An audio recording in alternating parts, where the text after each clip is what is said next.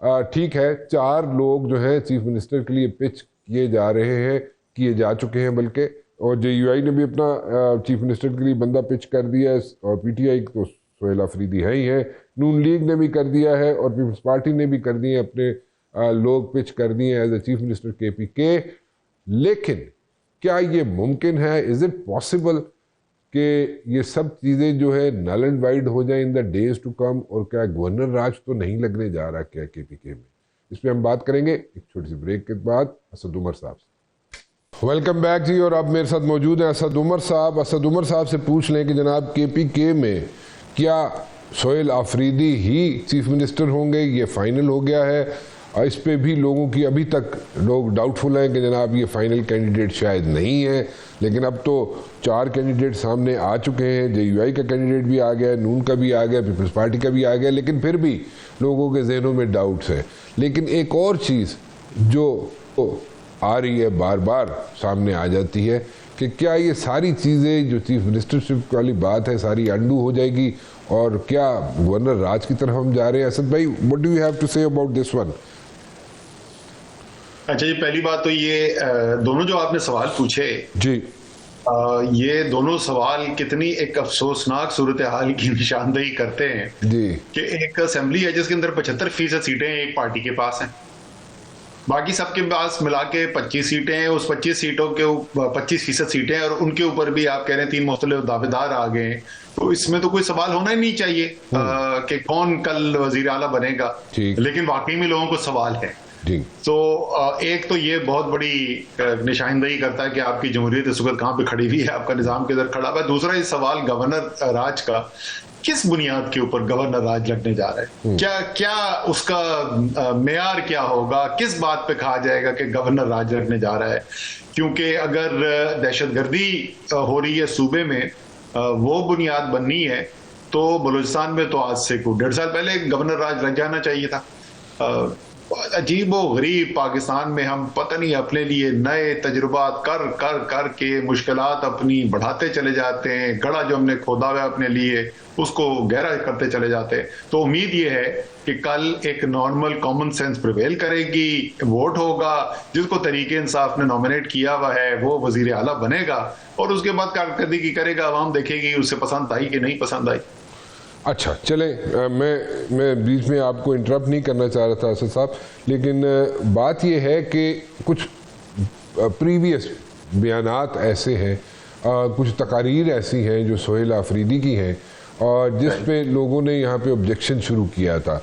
और इस वक्त जो सिचुएशन है आपके सामने है, जो कल से ही शुरू हुई है सिचुएशन बॉर्डर पे, और उस पे अगर उन बयानात को सामने रखा जाए, सोहेल अफरीदी के बयानात को, सिचुएशन सूबे की, बॉर्डर की आपके सामने, सो इस नज़रिए से अगर देखा जाए चीज़ों को, तो उसमें आपके ख्याल में ठीक है, I understand what you are saying, but then again थोड़ा सा आगे लोग चल पड़ते हैं कि जनाब इस सिचुएशन के होते हुए क्या सोहेल अफरीदी जो है वो सूट करता है कि नहीं करता? ठीक है, the majority is with PTI, ठीक है, सब लोग PTI के साथ चलना चाह रहे हैं, शायद प्रॉबेबली असेंबली के अंदर ये तो खैर पता चल जाएगा, क्योंकि वहाँ पे एक और भी बात सामने आ जाती है कि शायद वहाँ पे कोई 20-22 लोग ऐसे हैं जिन्होंने स्टाम्प पेपर्स भी दिए हुए हैं कि जनाब जहाँ कहेंगे वहाँ पर चल पड़ेंगे हम।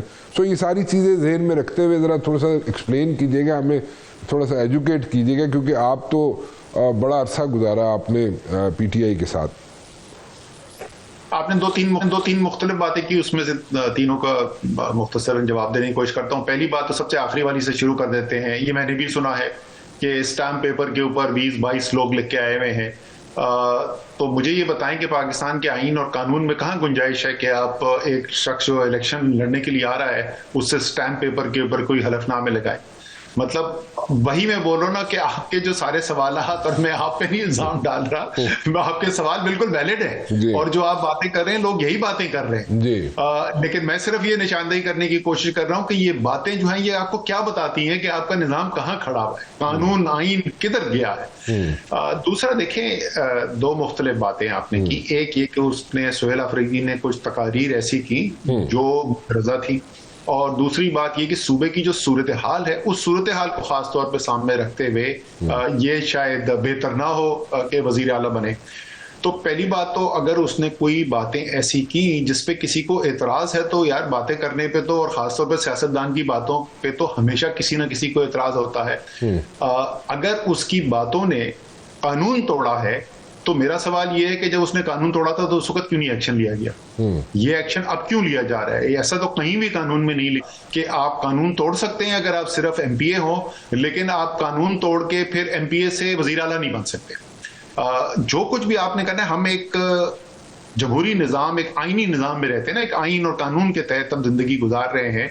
तो अगर उसने कानून तोड़ा था, मैं तो नहीं फैसला कर सकता कि उसने तोड़ा या नहीं तोड़ा, लेकिन अगर तोड़ा था तो उस पे उस वक्त एक्शन क्यों नहीं लिया गया? अब जो वजीर आला बनने जा रहा है, अब उसके और अगर कानून नहीं तोड़ा था और सिर्फ उसने ऐसी बातें की थी जो बातें किसी को पसंद नहीं आई, तो यार बातें तो हमेशा सियासतदान ऐसे करते हैं जो किसी न किसी को नहीं पसंद आती।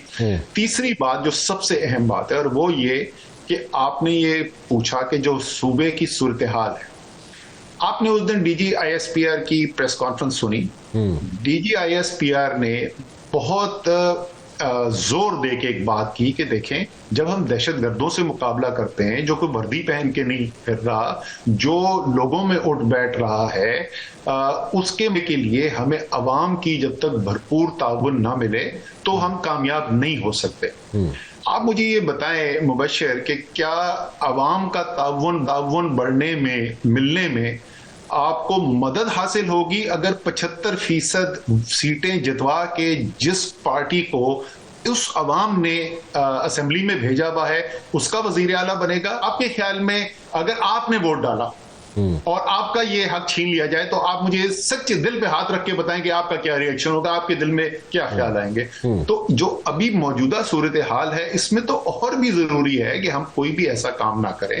देखिए, तहरीके इंसाफ की पॉलिसियों के ऊपर आप 50 एतराज कर सकते हैं। आपको पता है, मैं खुल के बोलता हूं कि मुझे उनकी हिकमत अमली से जो है इत्तेफाक नहीं है, लेकिन जो सूरत हाल मुल्क की है, जहां पर हम पहुंच गए, और उम्मीद है थोड़ी सी आगे आप बात करेंगे कि अफगानिस्तान के साथ सूरत हाल हमारी क्या बन गई है, उसके अंदर ये इंतहाई जरूरी है कि जो अंदरूनी खलफशार है उसको हम खत्म करें, जो है, जो सियासी बहरान है, और किसी सूरत में बढ़ने तो ना दें। उसके लिए इकदाम करने चाहिए, और इस किस्म का एक्शन कि इसको रोक दें आप और बोले कि जी हम तो क्या हलफनामे लिए हुए जो बंदे हैं उनके जरिए जो वजीर आला बनाएंगे, मेरे ख्याल में बहुत बड़ी गलती होगी। अच्छा, चले, we got your input on this one.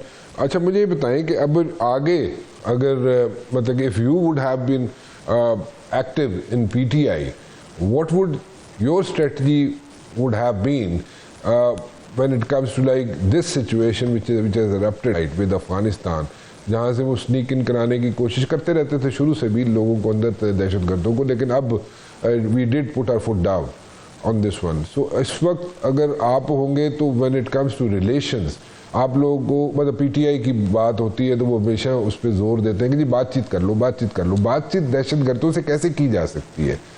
So are you for it or against it? अच्छा, इसके भी दो मुख्तलिफ पहलू हैं। सबसे पहली बात तो ये है कि क्या मेरा रिएक्शन होता। सबसे पहले तो वो मेरे जवान, वो मेरे फौज के अफसर जो मेरा दिफा करने के लिए, मुझे सिक्योरिटी फराहम करने के लिए बॉर्डर पे खड़े हुए मुकाबला कर रहे हैं, शहीद हो रहे हैं, जख्मी हो रहे हैं, मैं 100% उनके पीछे खड़ा हूं। सबसे पहला काम तो मैं ये कर, ठीक, और मैं उनको, और बेचारे जिनके घर वाले हैं, जिनके सपूत जो हैं वो शहीद हो गए, उनको भी खराज अकीदत पेश करना चाहता हूं कि वो भी इस कुर्बानी का हिस्सा हैं। उनका बच्चा वहां पे इसलिए था कि उन्होंने उसको इस कुर्बानी के लिए इजाजत दी कि तुम ये कौम की खातिर ये खतरा लो। दूसरा काम जो है, मैं ये पूछता कि देखें, आपकी जो जोग्राफिया है ना, उसमें आपकी चॉइस नहीं होती है।